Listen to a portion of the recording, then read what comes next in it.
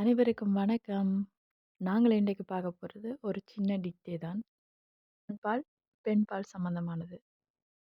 நீங்க கடைப்பிடிக்க வேண்டிய கன்சிஞ் என்னன்னு சொன்னா, சில வார்த்தைகள் நான் ஆண்பால்ல குடுத்துருப்பேன். நீங்க பெண்பாலுக்கு மாத்தோணும். சிலது பெண்பால்ல இருக்கும். ஆண்பாலுக்கு மாத்த வேண்டியிருக்கு.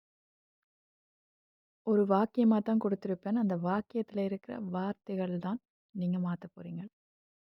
Le maître gentil félicite une élève attentive.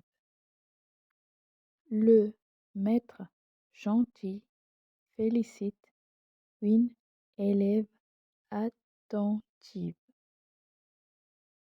Le maître gentil une élève attentive. உங்களோட பதில்களை கமெண்ட்ஸில் எழுதுங்க. இந்த கேள்விகளுக்குரிய பதில் இன்னொரு வீடியோவில் நான் உங்களுக்கு தரேன். மறக்காமல் என்னோட சேனலை சப்ஸ்கிரைப் பண்ணிக்கொள்ளுங்க. நன்றி, வணக்கம்.